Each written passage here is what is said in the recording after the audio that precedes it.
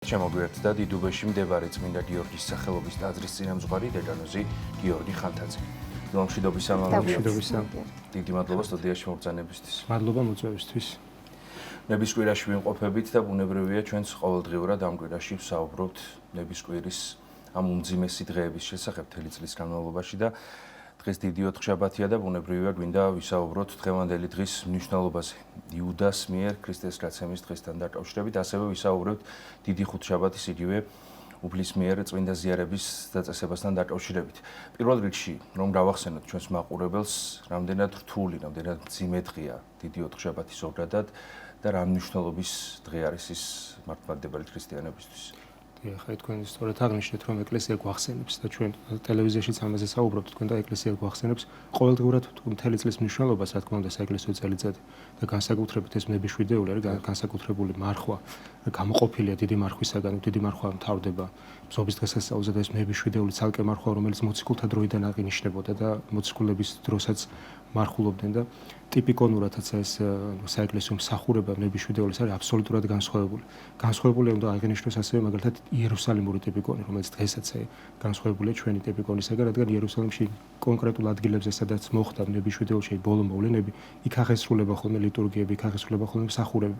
ყოველი დღე გვახსენებს იმ მოვლენებს, რაც ზუსტად ესე ოთხშაბათს, ხუთშაბათს, ორშაბათთან დაწყებული აღესრულა და სახარებები იკითხება ორშაბათთან დაწყებული და ეხლა ჩვენ ვსაუბრობთ ოთხშაბათის შესახებ, რადგან ოთხშაბათ დღეში ვიმყოფებით ლიტურგიკულაცაც და ლიტურგიკა ზოგადად ჟამის მიღმიერად მოგვითხრობს აი ამ საღვთო ისტორიას და გვახსენებს რა აღასრულა ჩვენთვის ღმერთმა. დიდ ოთხშაბათს ვიხსენებთ ჩვენ იმდენად მნიშვნელოვანი დღე არის, აი თქვენ ახსენეთ მძიმე დღე არის, აი იუდას მიერ მაცხოვრის გაცემას, რომ მთელი წლის განმავლობაში ოთხშაბათს ჩვენ ამიტომ მარხულობთ, რომ ჩვენს როგორც მოწაფეები ქრისტესი, ანუ ქრისტიანები, ჩვენც არ ჩავარდეთ ამ ცოდვაში, mert ცოდა პირდაპირ 30 ვერცხლად გაყიდვას არ ნიშნავს, ხომ? ქრისტეს ანუ ღვთის სულიერი ღალატი ნიშნავს ცოდვაში ჩავარდნას, ან უფრო კიდევ უფრო მძიმე არის ერესში გადასვლა, სექტაში გადასვლა და ასე შემდეგ. მრავალმხრივ განიმარტება ხოლმე მაგალითად ალექსანდრიელი მამები იუდას ცოდას ძალიან ბევრ ცოდას მიუსადაგებენ ხოლმე.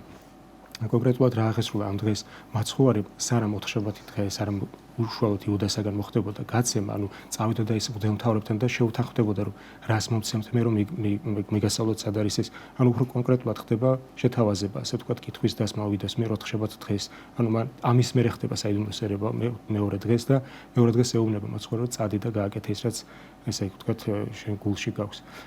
დღევანდელ დღეს სარამ ეს ამბავი აღესრულება მაცხოვარი მოუთხრობს მათ მრავალ იგავს ჯვარცმის შესახებ, ანუ მოციქულებს სულიერად ამზადებს რა უნდა მოხდეს, რომ მათ ძალიან უჭირდათ ამის გააზრება თქვენ გახსოვთ ჯვარცმის დროს მოციქულები გაიფანტნენ შიშისაგან. ეს ბუნებრივია ფსიქოლოგიურ მომენტია, ყველა ადამიანს ალბათ ასე დაემართებოდა, მაგრამ ამზადებს რომ მათ მიიღონ რა არის ჯვარცმის, გაიაზრონ და შემდეგ აღდგომის მერეც უჭირთ პირველად რწმუნება გახსოვთ თქვენ და მერე ხდება მათი რწმუნება ქრისტეს მიერ. და ამბობს მე რომ 2 დღის შემდეგ იქნება პასკა, აი ამ სიტყვას ამბობს, არ ამბობს რომ იქნება ჩემი ჯვარცმა და ასე შემდეგ დეტალურად. პასკას ახსენებს, პასექს ახსენებს. პასკა და პასექი ტერმინოლოგიურად ძალიან გავს ერთმანეთს, მაგრამ მოდი განმარტოთ რომ პასკა არის ბერძნული სიტყვა და ნიშნავს ვივნების, როგორც ნეტარიორონიმე განმარტავს. და პასეხ არის ებრაული სიტყვა, რომელიც წინა დღესასწაული იყო ჯვარცმის, ესე იგი წელი ძველი აღთქმის განმავლობაში ეს ძალიან მნიშვნელოვანია რომ დაუკავშიროთ, იმიტომ რომ ყველაფერი ახალ აღთქმაში ისე აღსრულდა, როგორც ძველ აღთქმაში იყო ზედმიწევრით ნაწინასწარმეტყველები. აი ნახეთ, პასეხი რას გულისხმობდა? ისტორიულად გულისხმობდა ეგვიპტიდან ისრაელის გამოსვლას, ხო, მოსე წინასწარმეტყველის დროს. პასეხ ნიშნავდა გვერდისავლას, ჩავლას, ასევე ბევრნაირად შეიძლება განმარტოთ და აი უფრო პერიფრაზე რო გავაკეთოთ, სიკვდილისაგან გადარჩენას, ბიოლოგიურად გადარჩენას სიკვდილისაგან, აი როცა 10 სასჯელი იყო ეგვიპტეზე. მაშინ და ეს ბოლო სასჯელი იყო. გამოდიან ეგვიპტიდან, ზოგადად ისედაც სიმბოლურად, აი მაგალითად ალექსანდრიელი მამები, ოღონდ მხოლოდ სიმბოლური გაგებით ეგვიპტეზე საუბრობენ, ეს სიმბოლო არის მაგალითად წვდეადის, ცოდვაში ყოფნის, ჯოჯოხეთის, აქედან გამოსვლა, სიცოცხლეში შესვლა, ანუ სასუფეველში შესვლა და ეს აღესრულა მაშინ ძველ აღთქმაში ბიოლოგიურად ან ფიზიკურად ისინი გადარჩნენ სიკვდილს და გამოდიან რომ აღთქმული მიწა დაიკავონ და ახალ აღთქმაში ქრისტეს ჯვარცმით ჩვენი ბუნების გამოხსნა მოხდა სასუფეველში შესვლა, ჩვენი სიცოცხლის ჩვენზე სიცოცხლის მოცემა მოხდა ღვთისგან. ანუ ის რაც ძველ აღთქმაში მოხდა, ესე ვთქვათ, ფიზიკურად, ის აღესრულა უკვე შინაარსობრივად ახალ აღთქმაში და ზუსტად მაშინ მოხდა, როცა ძველ აღთქმაში მოხდა პასექი. ჯვარცმა მოხდა ზუსტად მაშინ, პასექის დღესასწაულს. და ამიტომ მიანიშნებს რომ პასკა არის მოსალოდნელი. ეხლა რა კავშირი აქვს ნებას და პასეხს, ანუ გვერდისავლას ერთმანეთთან. მაცხოვარი ამით მიანიშნებს რომ თუ არ მოხდება, თუ მე არ ვიმნები, თუ არ გავეკვრები ჯვარზე და თქვენთვის სისხლი თუ არ დაითხება, პასეხის ანუ გადარჩენაც არ იქნება. აი ისე იმდენად ზედმიწევნით აღსრულდა ყველაფერი და შემდეგ აღდგომაც და შემდეგ 50-ე დღეს სული წმინდის გარდამოსვლა, ანუ სულთმოფენობის დღესასწაული ამ დღიდან, ხო ჯვარცმიდან. ძველახმაში ზუსტად ასე მოხდა. პასექი, როდესაც აღინიშნებოდა, როცა ისრაელის ერი გამოვიდა, 50-ე დღეს იღებენ ჯულს მოსესაგან. ანუ ძველი ახმის ეკლესიის დაარსებასაც უწოდებთ ამას, ხო? ზუსტად იმ დროს მოხდა, ზუსტად იმ დღეს. თუ ჩვენ თვარის კალენდრით ხდება საპასექო წლის გამოსვლა, ზუსტად მაშინ ხდება პასექი, ანუ ჯვარცმა და აღდგომა. იმდენად ზედმიწევნით არის და ის იმდენად მრავალმხრივად არის განმარტებული, ხმე ახალი ახმის სპეციალისტი ხარ, მაგრამ როცა ვეცნობით, ხო, ამას როგორც მღვდელი ისე საუბრობ, უბრალოდ რეგიტი მღვდელი. როდესაც საუბრობთ ჩვენ აი ამ მაგალითად მხოლოდ სახარებისეული მოვლენების განმარტების შესახებ, აი ამ ეგეთისი იმდენად ზედმიწევნით არის ესე თქვა აღსრულებული, ეს ან უნდა ირწმუნა, ან არ უნდა ირწმუნა, ან არ უნდა გინდოდეს რომ ირწმუნა, შეუძლებელი რომ ეს არ ირწმუნა. იმდენად ესეთი მოვლენა არის. და ეს ხდება რომ პასქას ამის შესახებ მიუთხრობს და ამის მერე ხდება უკვე სახარებისეული თხრობა, ნელსაცხებლის ცხება ხდება, მაგრამ ორი ნელსაცხების თქვენ გახსოვთ რომ ლაზარე როცა აღადგინდა, შემდეგ მარიამისაგან და ლაზარის დისაგან ხდება ნელსაცხების ცხება და სხვა დროსაც ხდება, ანუ სხვა ქალისგან და სიმბოლურად ამ ქალისგან ნელსაცხებლის ცხება მიანიშნებს წარმართების მოქცე. ეს ქალი არის სახე სიმბოლო, ესე როგორც აი ჩვენ ვიცით რომ ეკლესიას ასე ეგზეგეზის, ანუ წმინდა წერილის განმარტების, მოდი ქართულად ვთქვათ, განმარტების ორი სკოლა არსებობდა, ძირითადად ეს არის ალექსანდრიული, ანუ ესე ვთქვათ აღმოსავლეთ აფრიკული და ანტიოქიური, ხო? დღეს ალექსანდრია აფრიკაში იყო, იმიტომ უწოდებთ თქო ბერძნისა პატრიარქო იყო ყოველთვის. და რაზე ვსაუბრობთ ახლა რომ ალექსანდრიული სკოლის განმარტების მიხედვით ეს ქალი მიანიშნებდა, ეს წარმართი ქალი ზოგადად წარმართერზე, რომელმაც ქრისტესგან არაფერი არ ითხოვა, მხოლოდ ცოდვათა მიტევება და მან მიიღო მერე წარმართება, მეგას ნათლისღება შემდეგ, ხო? აი ამის შემდეგ ხდება და აი ამ დროს რატო ვახსენეთ ეს ხდება, ასე ვთქვათ, მათეს სახარებაში მოციქულები ამბობენ, რომ გაგვეყიდავს, მათე მახარებელი არ მეუთითებს კონკრეტულად მოციქულზე, რომ მოციქულები არ ამბობენ. იოანე მახარებელი მიუთითებს, რომ იუდამ თქვა ეს გაგვეყიდა, ეს ძვირფასი ნელსაცხებელია და ღარიბებისთვის დაგვერიგებინო. დღესაც ხშირად არის ხომ ესეთი, ესე ვთქვათ, ამ სიტყვებს იყენებენ, რომ რაში ჭირდება ეკლესიას, გავყიდოთ ეს ყველაფერი და მაგალითად ხატებს რო ძვირფასეულები და ღარიბ კატაკებს დაურიგოთ. მაგრამ იუდასო მათთვის კი არ ქონდა, ესე ვთქვათ, მათთვის კი არ სჭირდა ძველ ქართულად ვთქვათ. ისინი კი არ ეწოდებოდა, არამედ ვერცხლის მოყვარე იყო, პირდაპირ ამბობს იოანე ღვთისმეტყველი და ამიტომ ამბობს ამას. რომ ქისა გვადრუცი მასება, რომ ეს საეკლესიო შესაწირი.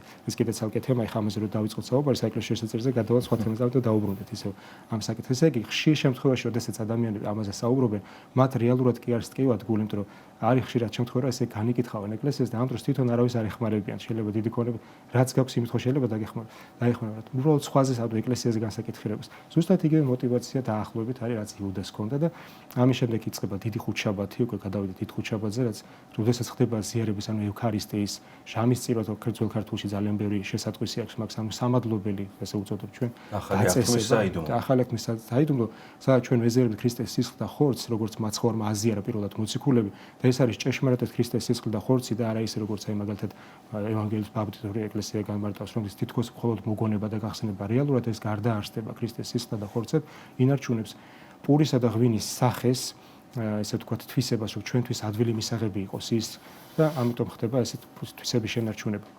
სხვათა შორის არის კონდაკებში მითითება, რომ თუ კი მღვდელმა იხილა, რომ მართლა სისხლი და ხორცად გადაიქცა, ხილვა თუ ქონდა, ესეთი წირვა თავიდან დაიწყოს, იმიტომ რომ ეს არნას ადამიანი ვერ მიიღებს. ესეთი რაღაცები მოხდა, ამიტომ კონდაკში აისახა. ხდება დიდი ხუთშაბათის მომზადება და ორ მოციქულს წარგზავნის მაცხოვარი და კონკრეტულადაც არის განმარტებული, რომელი ორი მოციქული არის პეტრე და იოანე, წადით და შეგხვდებათ კაცი, რომელსაც თავზე ლანგრით წყალი აქვს. ეხლა სიმბოლურად როგორ განიმარტება ალექსანდრიელი მამებისგან, ძალიან საინტერესო ალექსანდრიელი მამების განმარტება, აი როგორ ხედავენ ისტორიულად აღსრულებულ მოვლენაში რაღაცა სიმბოლოს, ანუ ამის უკან რას გვასწავლებს წმინდა წერილი. ერთის ხრივ ესე მართლა ის კაცით, მე რამ კაცის სახელი ცნობილი არის. წარმოიდგინეთ, ის ელოდებოდა ალბათ მესიას და მასაც ჰქონდა უწყება, რომ მასთან უნდა მისულიყო და უნდა მოხდარიყო საიდუმლოსელობა, რადგან უსიტყვოდ ემორჩილება მოციქულებს და აჩვენებს თავის სახლს. გაჩვენებთო თავის სახლს და იქ უნდა მოამზადოთ ჩვენ პასექის სუფრა. ესე იგი სადღესასწაულო სადილი. ხა რაც შეეხება პასექის აღნიშვნას. ეს ხუთშაბათია და პასექი პარასკევს იყო. ერთი დღით ადრე საღამოს, ანუ სერობას ვახშამზე აღნიშნავენ პასექს მაცხოვარი და მოციქულები. ეხლა ზოგს უჩნდება კითხვა, რატომ წინადღეს? ეს გავრცელებული ტრადიცია იყო, განსაკუთრებით ჩასულები, იერუსალიმში ჩასულები, სხვადასხვა გალილეის მხარიდან სხვადასხვა მორწმუნეები, ხანდახან წინადღეს აღნიშნავდნენ ხოლმე და ეს მიღებული ტრადიცია იყო. სწორედ იმიტომ, რომ წინადღეს აღნიშნა, მაცხოვარმა გამოიყენა გაფუებული პური, ანუ არტოს ბერძნულად და არა უფუარი პური, რომელსაც იხმებდნენ ხოლმე პარასკევ დღეს, ანუ პასქას. და ზოგადად პასექის აღნიშვნა ძალიან საინტერესოა, ვრცელი თემაა, მაგრამ როგორი სუფრა იყო. ერთი მნიშვნელოვანი კრავი უნდა ესე თქვა მომზადებულიყო, ანუ ბატკანი, რომელიც ეს იყო მსხვერპლი, რომელიც არ უნდა შემოსრულიყო, ანუ ძვალი არ უნდა გატეხოდა მას და ეს იყო სახე-სიმბოლო ქრისტესი და თქვენ გახსოვთ ჯვარცმის დროს, რომ მიდიან მაცხოვართ, რომ წვევი გადაუმტრო, რადგან მალე მოხდეს მისი მოგვწინება. და ნახევარ უკვე მომკვდარი იყო, როგორც სახარება მოგვითხრობს, ამიტომ წვილი არ გადაუტეხეს და მახარებელი წერს, რომ რადგან ახსრულებული იყო ის წინასწარმეტყველება დაწერილი იყო, რომ წვივნი მისნი არა შეიმოსრეს. ანუ ის კრავე მიანიშნებდა პირდაპირ წინასახე იყო, წინასწარმეტყველება იყო, ასე ვთქვათ, რომ მაცხოვარი მისი უკვე ჭეშმარიტი სისხლით უნდა დათხეულიყო. უნდა იჭამოს კრავი და სადგრძელოები ისმებოდა რამდენიმე. ყველა სადგრძელზე ფსალმუნები იგალობებოდა, დღესაც ასე აღნიშნავენ, მაგრამ შინაარსი გამოიცალა, პასექს უკვე ჯვარცმა აღდგომა მოხდა, ანუ ახალი აღთქმის ეკლესია დაარსდა და იმ დღესასწაულმა თავის ფუნქცია დაკარგა. ახალ აღთქმაში გადავიდა უკვე აღდგომაში და სულფოფენებში გადავიდა პასქა. და ჯვარცმის დღეს პირდაპირ პარასკევი დღე. დიდ ხუთშაბათს აღინიშნება და ერთი მნიშვნელოვანი უფუარი პური ვახსენე მე. ის სადგრძელოებზე ფსალმუნებს გალობდნენ და მწარე წვანელს აყოლებდნენ. მწარე წვანელი იყო სახე-სიმბოლო იმ სიმწარისა, რაც მათ უნახსოვებოდათ, რომ ეგვიპტიდან გამოვიდნენ. სიმბოლურად კიდევ რას განახსენებს? ადამიანები იყვნენ სიკვდილში, ანუ ცოდვაში და ქრისტემ მოგვიტანა ჩვენ სიცოცხლე. ის მწარე წვანელიო მიანიშნებდა, რომ ისინი სიკვდილში იყვნენ, ანუ ვერ შედიოდა სასუფეველში. ადამიანის ბუნება ქრისტესაგან ჯერ გამოხსნილი არ იყო. საფუარიანი პური ძალიან მნიშვნელოვანია. ჩვენ დღესაც ესე იგი სეფისკვერს, რომელსაც კვეთავს, ან კვეთის დროს წირვის პირველ ნაწილზე მოძღვარი, ეს არის აფუებული პური, ესე იგი არტოსი ბერძნულად, რითაც ვეზერვთ, იმიტომ რომ ზუსტად ისე როგორც მაცხოვარმა აზიარა ისინი. და რადგან წინადღე იყო აფუებული პურით აზიარა, ამას თავის ახლა სიმბოლოც ჰქონდა. ამავე დროს წყალგარეული ღვინეთი. ეხლა ერთის მხრივ ისტორიულადაც ასე აღასრულებოდა დღესასწაული, რომ ოდნავ წყალგარეული ღვინოთი იხმებდნენ ხოლმე ამ სადილზე, ასე გვახშამზე წყალგარეული ღვინოს. ამას ორი მნიშვნელობა ჰქონდა. ერთი პრაქტიკული, რომ რადგან აღმოსავლეთში ესე იგი შაქრიანობა ძალიან მაღალია ყურძენს, ეს ბერძნებიც ასე აკეთებდნენ, ძველი ბერძნებიც. სუფრის დროს, რადგან დიდხანს გრძელდებოდა ხოლმე აღმოსავლური სუფრები, ღვინოში ურევდნენ წყალს, რომ მალე არ მოხდარიყო დათრობა და დიდხანს შეძლებოდა საუბარი და ესე დღესასწაულებინა, ხო, დიახ. და აი ეს ამით ზუსტად ისე გამოიყენა, როგორც მაცხოვარმა.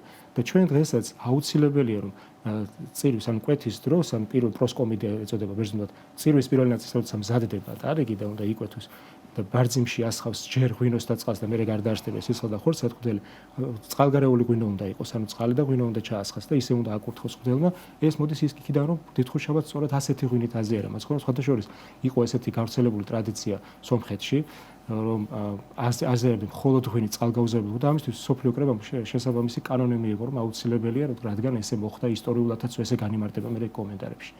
აღესრულა და ამ დროს ხდება, რომ ერთ-ერთი თქვენგან მაცხოვარი ამბობს, რომ ერთ-ერთი თქვენგანი გამცემს მე და მოციქულებში, როგორც აი ზოგიერთი განმარტებელი მიუთითებს, შფოთი გამოიწვია, ამ იმდენად ხმაური იყო, რომ მაცხოვარი მიანიშნებს კიდევაც, რომ ჩააყოფს ხელს ჩემთან ერთად, ესე იგი, ვინც ჩააყოფს ის არის, რომ გვანიშნეო ვინ არის, რომ ყველასთვის ეს იყო მოულოდნელი. მართლა გულწრფელად ეკითხებიან. აი პეტრე მოციქული რო ამბობს, რომ ეს სიკვდილშიც წამოყვები შენ, ხო, ამ დროს ეუბნება მაცხოვარს, აბსოლუტურად გულწრფელია, ამაში მას ეჭვიც არ ეპარება, რომ საჭირო გახდეს მისთვის მოკვდება, იმდენად უყვარს, მაგრამ მეორე დღეს რა ხდება ჩვენ გვახსოვს. და აღესრულება ეს მომენტი და ამ დროს ეუბნება, ანუ აზიარა ერთიან მნიშვნელოვანი, რომ მაცხოვარმა ისიც აზიარა, რომ მასაც ბოლომდე მისცა საშუალება იუდა მოციქულს, რომ ესე იგი იქნება შეენანებინა. არის ესეთი გავრცელებული მოსაზრება განსაკუთრებით მე-19 საუკუნის ბოლოდან იწყება ეს მოსაზრება და გადადის ესე მე-20 საუკუნეში ამას მხატვრული ლიტერატურაც იწერებოდა ხოლმე და ალბათ გაგიდიეთ თქვენ რომ იუდამ ესე იგი ვალი აღასრულა და მას ცოდვა არ მიუძღვის. არსად ესე იგი ვიდრე მე-20 საუკუნემდე, არც მე-20 საუკუნეში საეკლესიო ლიტერატურაში ან განმარტებაში წმინდა მამებთან მსგავს შემთხვევას ვერ რომ ეს არისო წინასწარმეტყველება, როგორც ესე ვთქვათ, ბედი, რომ მას ეს უნდა აღესრულებინა, იმიტომ რომ ყველა შემთხვევაში, როცა ადამიანს ეხება წინასწარმეტყველება, რომ შენ თუ რაღაცა ცოდვაში ხარ, ასეთ მოგელის. ეს შეიძლება არ ახსოვდეს, ანუ ღვთის განგება შეიძლება შეიცვალოს თუ ის მოინანიებს და მეორეს მხრივ იუდას რომ მოინანებიან ამის შემდეგ და ეს ახსოვლებულიყო, რა თქმა უნდა, ის გადარჩებოდა, უბრალოდ ის სასოწარკვეთილებას შევა. იცით რა არის პეტრეს ადარებე ხოლმე, რა პეტრემაც ხო უარყო ქრისტე და პეტრემ კი არა, ყველა მოციქულმა უარყო ფაქტურად იმით, რომ ყველა დაიფანტა იოანე მახარებლის გარდა ჯვარზე დგას, იმიტომ რომ ეს იმდენად საშიში მოვლენა იყო, ქრისტეს ხედავენ სასწაულებთან მიცვალებულებს აცოცხლებს. ამ ხელაძებთან თქვენ გახსოვთ, რომ დიდ ხუთშაბათ ცისკარზე ახლა მოვყვებით ამას, თუ დრო დაგვრჩა არც და წელი საკითხია.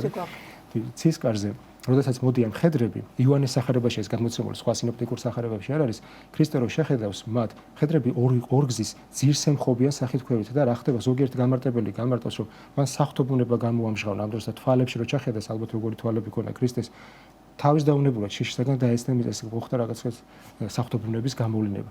მაგრამ მაინც იპყრობენ მას, ნუ სარამ ამ მოვლენაზე გადავალთ, დაუბრუნდეთ, ესე იგი, რაზე ვსაუბრობდით, იუდას გამცემლობას და იუდას ამ ეს ქონდა განზრახული და პეტრემ ეს შიშისაგან გააკეთა. ანუ ცოდვის სიმძიმეც აბსოლუტურად განსხვავებული, ანუ შედარებაც არასწორია ხოლმე. განზრახული მას მაცხვარი მას მიანიშნებს, რომ მე ვიცი რასაც მაინც აკეთებს ამას. რადგან ვერცხლის მოყარეობის სოდომის ძლია, მაგრამ აქ კიდევ ალბათ ბევრი სხვა შინაგანი მოვლენები აღასრულებოდა, სანამ ეს აქამდე მივიდოდა. 30 ვერცხლზე მნიშვნელოვანი არის თუ კითხვა გქონდა. ან გიორგიცით რა არის საინტერესო, როგორ შეიძლება ვთქვათ იუდას როლი რომ გავიგოთ, უხეშად რომ ვთქვათ ეს იყო უბრალოდ მისი მისია და მაცხოვრის მიერ დაგეგმილი გეგმის ნაწილი და გეგმის პერსონაჟი, ასე ვთქვათ, თუ უბრალოდ მისი სისუსტე იყო ეს ყველაფერი და სისუსტის გამოვლინება იყო ეს ხალატი. დიახ, სისუსტის გამოვლინება იყო, თქვენ ძალიან სწორად აღნიშნეთ, აი ძალიან ბევრი შეიძლება ამაზე ვისაუბროთ, რთული თემაა, რა თქმა უნდა, აი რაც ვახსენებ, ხატული ტრებში იქ არის ერთად ეს გამარტებული, ეს დაგეგმილი იყო და აი როგორც ბედი თითქოს, არც ერთი წინასწარმეტყველება ხარ, რა თქმა უნდა, ის რომ ქრისტე უნდა განკაცებულიყო, ეს წინასწარმეტყველება რომ აუცილებლად ახსოვდება, ან მაგალითად ის რომ მეორედ მოსვლა უნდა მოყოს, ეს არის, მაგრამ როდესაც ადამიანის ცოდვას ეხება. აი მაგალითად ძველი აღთქმის ერთ მაგალითს მოვიყვან, ნინევე წარმართული, ესე ვთქვათ, ქალაქი, დედაქალაქი, რომელიც ზით ცოდვებში არის და თუ არ მოინანიებენ, ხო გაგზავნის ხო იონე წინასწარმეტყველს, გადაეციემოთ, მაშინ ისინი, ესე ვთქვათ, ეს ქალაქი განადგურდება. ანუ წინასწარმეტყველება არის, მაგრამ ისინი მოინანიებენ და აღარ მოხდება ეს განა. ანუ ეს არ არის, ესე ვთქვათ, აუცილებელი რომ მან ეს გააკეთოს. ამიტომ მეანიშნებს მას მაცხო, ამიტომ აზიარებს მას, რომ იქნება ბოლომდე ესე ვთქვათ, გადაიფროს, რომ ამ ცოდვაში ფეხი არ ჩადგას. რა თქმა უნდა, ჯვარცმა მაინც აღასრულებოდა. მაგრამ სამწუხაროდ ეს მოხდა და ამის შემდეგაც ჯვარცმის მოვლენებს სხვათა შორის არის მნიშვნელოვანი. მან ეს გააკეთა, მაგრამ სინამდვილე საშუალება ადამიანს ყოველთვის ააკვირდა გარდაიცვლება და უფრო მეცაც გეტყვით, აი, როდესაც ერთ მომენტს გავიხსენებ წითელი პარასკევიდან, ან ბუნების ესე პარასკევით გიდან, რომ ებრაელები ეუბნებიან პილატეს, რომ მაგის სისხლი ჩვენზე იყოს, ნახეთ როგორც და ჩვენ შვილებზე როგორ მწარე სიტყვებს ამბობენ, იონე ქროპერამბოს თუ შვილებს რაღაც ერჩითო, მაგრამ ეს მაინც არ ახსრულდაო მას ეხლა, რა თქმა უნდა, ახსრულდა, რომ იერუსალიმი დაინგრა ტიტეს დროს და შემდეგი ესე 20 საუკუნის ისტორია ძალიან მწარე იყო მათი, მაგრამ მაღდგომის შემდეგ მოციქულები პირველ სადიწყებენ ქადაგებას ისევ ებრაელებში იერუსალიმში. ანუ მათ ისევ საშუალება მოგცეთ, თქვენ კი ჯვარს აწვით, მაგრამ მოდით ქრისტეს ეკლესიაში და 40 წელიწადი ქადაგებდნენ, სარამ ესე იგი არ მოხდებოდა იერუსალიმის დანგრევა და პირველი ეპისკოპოსი მაცხოვრის ძმა იყო ხორციელად ძმა წოდებული იაკობი იერუსალიმის. აი წარმოიდგინეთ საღვთო სამართალი როგორ განსხვავდება, მათ თავი დაიწყებათ, მათ ადამიანური სამართლით არ ეკუთვნოდათ ეს, მაგრამ საღვთო სამართალი იმდენად ზეაღმატებული სიკეთეა, რომ ადამიანური ლოგიკისთვის ეს არ მიუღწეველი. დაუბრუნდით ესე იგი ჩვენ დიდ ხუთშაბათს, როდესაც სერობა ესე იგი დასრულდა და ამის შემდეგ მიდიან გეციმანიის ბაღში, სადაც აღასრულა 30 ვერცხლზე მინდა ერთი კომენტარი გავაკეთო. წინასწარმეტყველი მათემახარებელიც ახსენებს ამას, რომ ეს იყო წინასწარმეტყველებიო და ერთგან ამბობს, რომ იერემიას წინასწარმეტყველება იყო. ჩვენ ვნახავთ მსგავს, ან 30 ვერცხლზე რომ უნდა გაიყიდოს, არის იერემიასთანაც, არის ზაქარია წინასწარმეტყველება, პირდაპირ ახსრულდა ესეც, ეს წინასწარმეტყველებას ნაწინასწარმეტყველები იყო. და 30 მაგრამ ზუსტი ფერი პროპის არ ხდება, ასე ვთქვათ, ციტატის მოყვანებ, რომ სადაც ჩვენ რაც რა უნდა ვნახოთ დღევანდელი არსებული კანონიკური ესე ვთქვათ ტექსტები განსხვავდება, მაგრამ აქ ორი მიზეზი არსებობს, რომ მახარებლები ხანდახან და პირველი საუკუნის მამები ხშირ შემთხვევაში, როდესაც წერდნენ, ზეპირსიტყვიერად იხსენებდნენ ხოლმე, შინაარს სწორად გადმოცემ, მაგრამ ზეპირსიტყვიერად მოყავდათ ხოლმე ციტატები. და მეორე ნეტარიორენემი ამბობს, რომ მე ვნახეო ისეთი იუდეველისგან ერთ-ერთი ხელნაწერი, სადაც ზუსტად ისე წერია, როგორც მათე მახარებელი წერს. შესაძლებელია, ხო, ტექსტუალურ განსხვავებაზე, რომელსაც შინაარსი არ არის განსხვავებული. შესაძლებელია ეს რედაქცია ქონდაო მათე მახარებელს, ეს ეს იერონიმეს აზრიებს. და ერთი მინდა ვახსენო, ერთი სიმბოლური განმარტება, აი ეს კაცთა ვისთანაც სერობა ხდება, ანუ ესე იგი პასექის აღნიშვნა, მას თავზე ლანგარი წყალებს, ეს სიმბოლურად მიანიშნებდა ნათლისღების წყალს, როგორც ალექსანდრელი მამები განმარტავენ. და ეს კაცი წარმართიერს, რომ ნათლისღების წყლით მთელი წარმართიერი უნდა განიბანოს და ამავე დროს პასექი ვახსენეთ. ჩვენ პასექშიც ველახთმაშიც ესე თქვი ეგვიპტელთა ჯარი, რომელიც მისდევს ისრაელს და დაინთქმება მერე წითელ ზღვაში, ესე იგი ზოგიერთი ორიგენი ამბობს, რომ 900 ეტლი ყავდა მარტო მხედართ მთავარს დაცვაში 900 ეტლით ხო იცით ეგვიპტური ეტლები, ანუ უდიდესი ლაშქარი. ეს მიანიშნებს ჩვენ ცოდვებზე და ამ წყალში დანთქმა სიმბოლურად თქმა უნდა ნათლისღების წყლისგან ჩვენი ცოდვების ჩამობანვას ნიშნავს და ახლიდან დაბადებას ნიშნავს. და დაუბრუნდეთ თემას, ანუ ისტორიულ მოვლენას.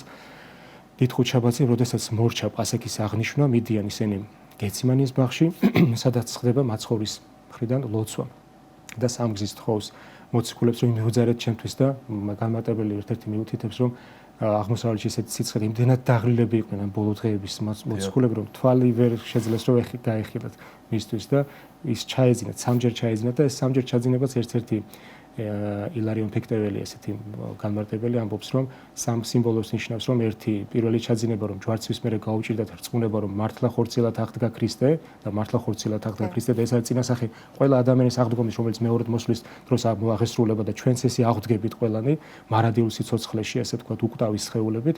მეორე ეს არის უკვე წარმართების ესე ვთქვათ, უარყოფა და მესამე არის უკვე ახალი აღთქმის სულთმოფენობა, ანუ ახალი აღთქმის ეკლესიის დაარსება, მესამეჯერ აღვიძებს, მაგრამ სამჯერ აღვიძებს. მამა გიორგი, აი დაახლოებით 3 წუთი გვაქვს დარჩენილი სასაუბრო დრო და აუცილებლად უნდა გკითხოთ უფლის მოწაფეების, მოციქულების შესახებ.